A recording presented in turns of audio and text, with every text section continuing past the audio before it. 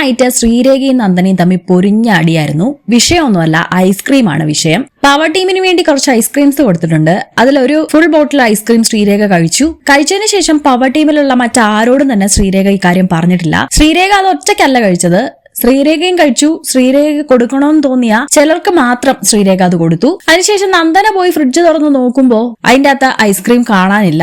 നന്ദന വിചാരിച്ചത് മറ്റാരോ ഐസ്ക്രീം മോഷ്ടിച്ചു എന്നാണ്. പവർ ടീമിനോട് പറയാതെ ആരോ ഐസ്ക്രീം എടുത്ത് കഴിച്ചു എന്നാണ് നന്ദന വിചാരിച്ചത്. എന്നാൽ ആ സമയത്ത് നന്ദനയുടെ കൂടെ തന്നെ ശ്രീരേഖ ഉണ്ടായിരുന്നു. റിയാക്ട് ചെയ്യുമ്പോൾ നന്ദനയുടെ കൂടെ നിന്നിട്ട് പോലും ശ്രീരേഖയാണ് എടുത്തതെന്ന് ശ്രീരേഖ പറയുന്നില്ല. അങ്ങനെ നന്ദന മറ്റുള്ളവരുടെ മുന്നിൽ അവിടെ ചമ്മി. അതിനുശേഷമാണ് ശ്രീരേഖയാണ് അതെടുത്തത് എന്നറിയുന്നത്. അങ്ങനെ ഏതായാലും ഈ കാര്യമാണ് നൈറ്റ് കിടക്കാൻ നേരം ഇവര് വീണ്ടും ചർച്ച ചെയ്യുന്നത്. അപ്പൊ നന്ദന പറയുന്ന ഇതാണ്, ചേച്ചി എടുത്തതോ കഴിച്ചതോ ഒന്നല്ല പ്രശ്നം, പക്ഷെ നമ്മളോടൊന്ന് പറയായിരുന്നു ചേച്ചി അത് എടുത്തു എന്ന്. കാരണം ചേച്ചിയാണ് എടുത്തതെന്നുള്ള കാര്യം നമ്മൾ അറിയുന്നില്ലല്ലോ. അതുകൊണ്ടാണ് ഇത് ആരാ എടുത്തേ, മറ്റുള്ളവർ മോഷ്ടിച്ചതാണോ എന്നറിയാൻ വേണ്ടിയിട്ട് ഞാൻ ചോദിച്ചത്. പക്ഷെ അത് കഴിഞ്ഞിട്ട് ചേച്ചി എടുത്തു എന്ന് അറിഞ്ഞപ്പം ഞാൻ ചമ്മിയില്ലേ. അപ്പൊ പവർ ടീമിനുള്ളിൽ തന്നെ നമ്മൾ അങ്ങോട്ടും ഇങ്ങോട്ടും കാര്യങ്ങളൊന്നും പറയുന്നില്ലെന്നല്ലേ മറ്റുള്ളവർ വിചാരിക്കുക എന്ന് പറയുന്നു. നന്ദന ഇക്കാര്യം ചോദിച്ചത് അവിടെ വലിയൊരു സീനാക്കി പ്രശ്നമാക്കി ശ്രീരേഖ. എനിക്ക് അവകാശപ്പെട്ട ഒരു സാധനം ഞാൻ എടുത്ത് കഴിക്കുന്നതിന് ഞാൻ നിങ്ങളോട് എന്തിനാണ് പറയുന്നതെന്നാണ് ശ്രീരേഖ ചോദിക്കുന്നത്. അപ്പൊ നന്ദന പറയുന്നു, ചേച്ചി പെർമിഷൻ ചോദിക്കാനല്ല പറഞ്ഞേ, ചേച്ചി കഴിച്ചു കഴിഞ്ഞ് ഇത് എടുത്തിട്ടുണ്ട് എന്ന് ജസ്റ്റ് ഒന്ന് പറയായിരുന്നു എന്ന് പറയുന്നു. വീണ്ടും ഇതിന്റെ പേരിൽ പൊരിഞ്ഞ അടിയായി. അങ്ങനെ നന്ദനെ വായി തോന്നൊക്കെ വിളിച്ചു പറയുന്നുണ്ട് ശ്രീരേഖ. അതും ഈ പറയുന്ന മുഴുവൻ മൈക്കൊന്നും ഇടാതെയാണ്. ബിഗ് ബോസ് അനൗൺസ് ചെയ്യുന്നുണ്ട് ശ്രീരേഖ മൈക്ക് ധരിക്കൂന്ന്. അങ്ങനെ 5 തവണ ബിഗ് ബോസ് ശ്രീരേഖയോട് അനൗൺസ് ചെയ്തു മൈക്ക് ധരിക്കാനായി. ശ്രീരേഖ മൈക്കില്ലാതെ തന്നെ നന്ദനയോട് വഴക്കിട്ടോണ്ടിരിക്കുകയാണ്. റൂമിലിരുന്ന ശരണ്യയും നന്ദനയും ശ്രീരേഖയാണ് സംസാരിക്കുന്നത്. അപ്പൊ നന്ദന ഈ പറഞ്ഞത് ഐസ്ക്രീം എന്തിനാ നിങ്ങൾ എടുത്ത് കഴിച്ചത് എന്നുള്ള രീതിയിൽ വരുത്തി തീർക്കാനായിട്ട് ശ്രീരേഖ ഭയങ്കരമായിട്ട് പാടുപെടുന്നുണ്ട്. എന്നിട്ട് നന്ദന പറയുന്നു, ഞാൻ വേറൊരു അർത്ഥത്തിലും അല്ല ചോദിച്ചത്, ഏതായാലും ഞാൻ പറഞ്ഞത് എന്താന്ന് മോളിലുള്ള ഗുരുവായൂരപ്പനും മരിച്ചുപോയ എന്റെ അച്ഛനും കാണുന്നുണ്ടാവും എന്ന് നന്ദന പറയുന്നു. ഇത് പറഞ്ഞ ഉടൻ ശ്രീരേഖ വയലന്റ് ആവുകയാണ്.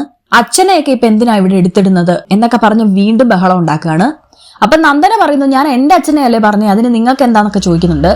എന്നിട്ട് ശ്രീരേഖ പറയുന്നു, ഞാൻ ഈ റിലേഷൻ ഇവിടെ വെച്ച് നിർത്തുകയാണ്, ഇനി നമ്മൾ തമ്മിൽ ഒന്നുമില്ല, ഇനി ഞാൻ നിന്നോട് സംസാരിക്കില്ല, നീ എന്നോടും സംസാരിക്കാൻ വരണ്ട എന്നൊക്കെ പറയുന്നുണ്ട്. അപ്പൊ നന്ദന പറയുന്നു, ഇതുപോലുള്ളവരൊക്കെ ആണല്ലോ ഇവിടെ എന്ന് പറയുന്നു. അതിനുശേഷം നന്ദന പുറത്തേക്ക് പോവാണ്.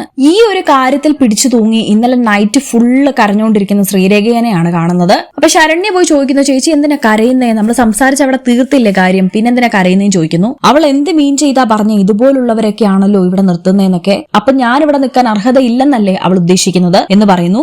അപ്പൊ ശ്രീരേഖ വീണ്ടും അത് ട്വിസ്റ്റ് ചെയ്യാണ്. എനിക്ക് അവകാശപ്പെട്ട സാധനം എനിക്ക് കഴിച്ചുകൂടെ എന്ന് വീണ്ടും പറയുന്നു. ഞാൻ കഴിച്ചു കഴിഞ്ഞ് റൂമിൽ വന്നപ്പോ നന്ദന ഉണ്ടായിരുന്നു, പക്ഷെ ഐസ്ക്രീം കഴിച്ചു എന്നുള്ള കാര്യം നന്ദനയോട് പറയേണ്ട ആവശ്യമുണ്ടെന്നൊന്നും എനിക്ക് തോന്നിയില്ല എന്ന് ശ്രീരേഖ പറയുന്നു. ശരിക്കും അവര് വീണ്ടും ഈ ഒരു കാര്യത്തിൽ തന്നെ തർക്കിച്ച് കരഞ്ഞ് അവിടെ ഒരു സീനാക്കിക്കൊണ്ടിരിക്കുകയാണ്. കാരണം ശ്രീരേഖ പിന്നീട് കരയാനുള്ള റീസൺ തന്നെ വായി വരുന്നതൊക്കെ ശ്രീരേഖ വിളിച്ചു പറഞ്ഞു. ബിഗ് ബോസ് മൈക്കിടാനും ഒരു 5-6 പ്രാവശ്യം അനൗൺസ് ചെയ്യുകയും ചെയ്തു. നന്ദന വഴക്കിന്റെ ഇടയ്ക്ക് പറയുന്നുണ്ട്, ഏതായാലും ഈ നടക്കുന്നത് പുറത്തുള്ള ആൾക്കാർ കാണുന്നുണ്ടല്ലോ, അവർക്ക് മനസ്സിലായിക്കോളൂ എന്ന് നന്ദന പറയുന്നുണ്ട്. ഈ ഒരു കാര്യമാണ് ശ്രീരേഖയ്ക്ക് ഏറ്റവും കൂടുതൽ കൊണ്ടത്. പുറത്തുള്ള ആൾക്കാർ ഇത് കാണുന്നുണ്ട്, നമ്മൾ മോശമായിട്ട് സംസാരിച്ചു, ഇനി എന്താവും എന്നോർത്ത് ശ്രീരേഖ അത് കരഞ്ഞ് വൈറ്റ് വാഷ് ചെയ്യാനായിട്ട് ശ്രമിക്കുകയായിരുന്നു. ഏതായാലും ഇന്ന് രാവിലെ നമുക്ക് ലൈവിൽ കാണാൻ സാധിച്ചത് ഇത് അറിയാത്ത മറ്റുള്ള ഹൗസ്മേറ്റ്സിനോടും പറഞ്ഞ് ഇതൊരു വിഷയമാക്കുന്ന ശ്രീരേഖനെയാണ്. നിങ്ങളുടെ അഭിപ്രായം കമന്റ് ചെയ്യൂ. കൂടുതൽ അപ്ഡേറ്റ്സിനായി സബ്സ്ക്രൈബ് ചെയ്യൂ.